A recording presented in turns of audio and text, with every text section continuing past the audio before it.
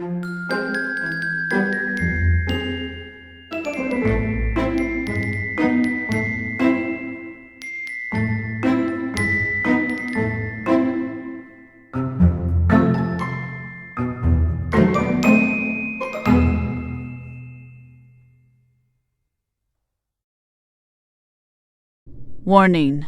The following fanfic reading is for mature audiences only. It contains explicit language, murder, and graphic depictions of death. Viewers' discretion is advised. Hours Loom. Written by the Time Sword. Chapter 2. 9 o'clock p.m. to 11 o'clock p.m. Most of the ponies gathered around the bloody, mangled corpse while Shining and Cadence comforted the fillies outside the hall. Twilight looked over Spike's body, staring at the blood that had pooled, staining his pearly white cape. Applejack's gift, the large wooden bone, was shoved down his throat. Spike's name was barely legible past the blood that had curdled up from his throat. Twilight noted the lack of burn marks on the wood. Was this done post-mortem? She thought as she looked down at the lacerations across his chest. Rainbow Dash remarked on the cuts. These 3 slices are deep. Too deep for any animal. Who could have done this? I don't know. I can't believe this is really happening. Twilight replied as she fought back tears. Rarity and Fluttershy had already started to cry. They held onto each other, their tears dripping down and staining their furry cheeks. Applejack held her hat against her chest. Tears had already swollen up in her eyes. I know this is difficult, but please, I must ask you all to move away from the body. As a former captain of the Royal Guard, I know we must preserve the scene for the authorities to examine. Please move out into the hall while I look around. The group of ponies stepped out into the hall, the Crusaders running to their big sisters with tears still in their eyes. Twilight stood in the doorway, looking back at her older brother. When he finally noticed, he asked, Twilight, could you please escort everyone to the castle entrance? Cadence rushed past Twilight, grabbing onto her stalwart husband. I'm not leaving you up here alone. Something in this castle did that to Spike, and I won't allow it to happen to you as well. I understand, dear, but that's why I need you to go with the group. You and Twilight are the most important things to me. Added to the fact that you're also princesses. I will study the crime scene to see if I can't find the murder weapon. And then I'll send an emergency signal to Canterlot. Fine. Just don't keep me waiting. She irately pleaded, to which he gave a gentle nod. Twilight gathered the ponies in a corridor. Her eyes had become red from the strain of holding back tears. All right, everyone. Let's move back to the entrance. If the lights go out again, please try to remain calm. Shining wrapped a hoof around Cadence, embracing her in an emotional hug. They gave a parting kiss before Cadence walked back to Twilight and the rest of the ponies. Twilight, I'll lead the way while you remain at the back. If you see anything suspicious, cast your bubble around us all. Same goes for you. The group began to make their way to the staircase, leaving Shining on his own. Twilight tried to seem strong and capable for her fellow ponies, but it was clear she was shaken. The shock of losing her closest friend hadn't fully sunken in, but the tears had started to fall as they made their way to the foyer. The Crusaders cried the entire way down, while Rarity was letting out a light whimpering noise. As Cadence led the group, she looked back, trying to get a feel for each of the ponies. She had to lead the ponies to safety, but in the back of her mind, She knew she had to be by Shining's side. Once they arrived at the castle door, the crying had stuttered to a low-volume sob. None of the ponies had spoken up since the great oak hall, each of them lost in their own little world or trying to comfort another. Twilight! I need you! Cadence called out, startling the rest of the group. The young alicorn trotted to the front of the line, quickly wiping her eyes. What is it? Let's try blasting the door open. As much as I don't want to hurt your castle, I think now is a good time to stop caring about formalities. Right. It's just a wooden door. Let's do it. Twilight backed up and aimed her horn at the door as Cadence did the same. The others stood behind, hoping it would work and they would be free from the nightmare. As the two alicorns formed their magic, they pressed their horns together, creating a large ball of magic. With a release, they sent the ball straight into the wooden door, but as it struck the timber, it bounced back, sending the magical ball of energy hurtling towards the group of ponies. Oh no! Every pony get down! Twilight screamed, attempting to shield the group as quickly as she could.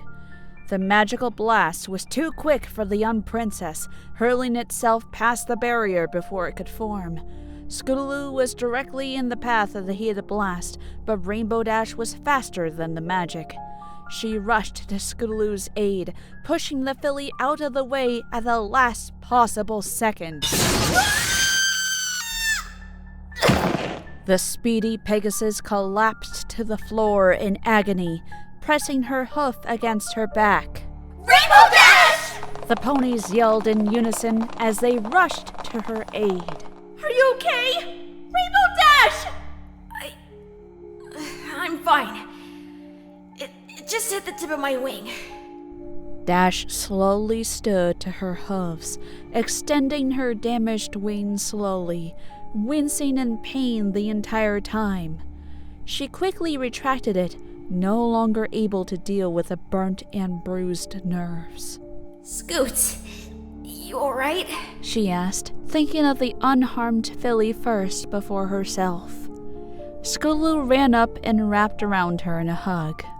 I'm so sorry, Rainbow Dash! Thank you! Are you alright?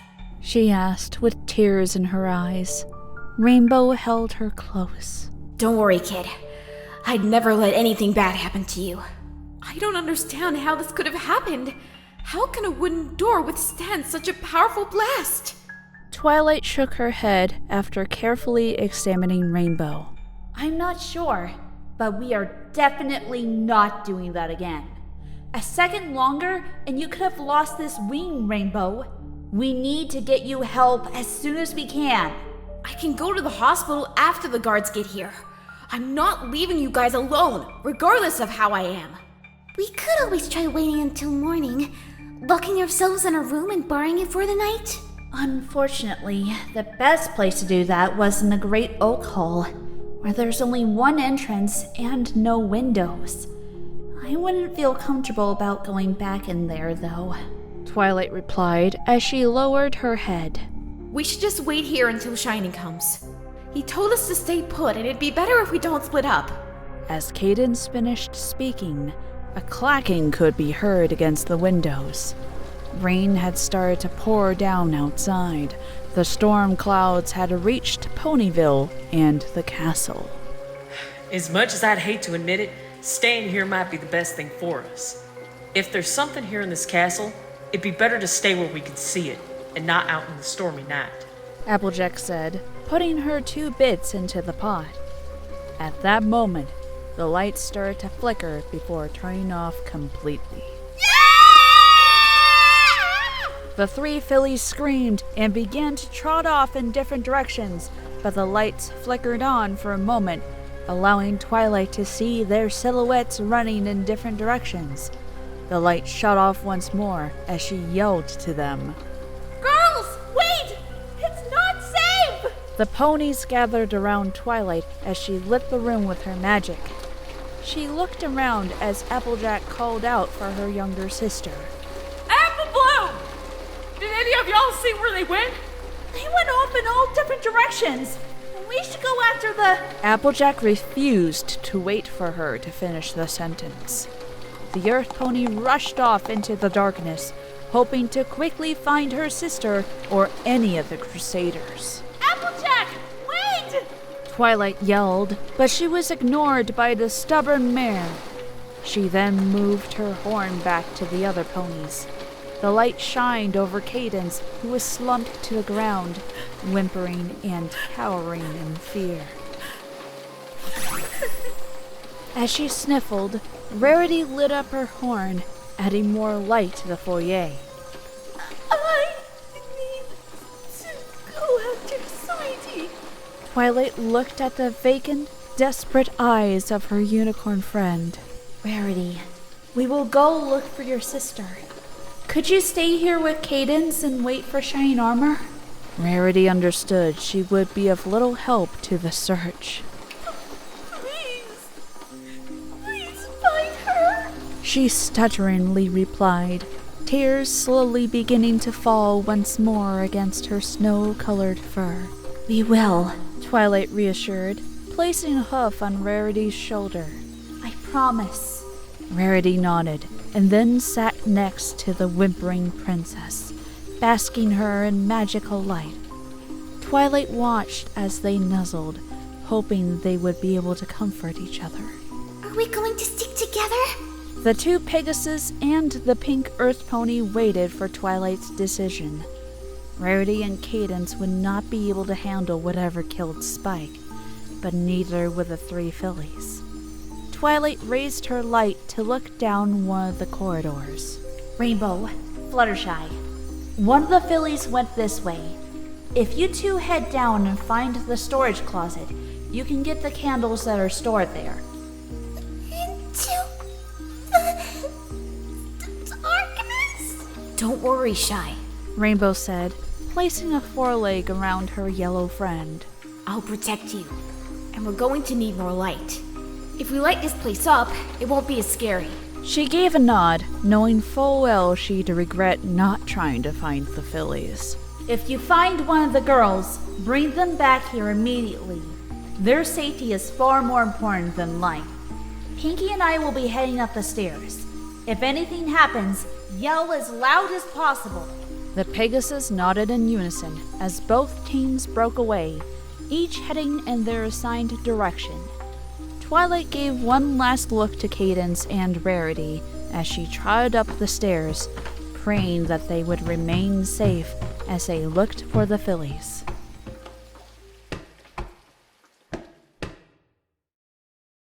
Applejack had already managed to reach the deep sections of the castle.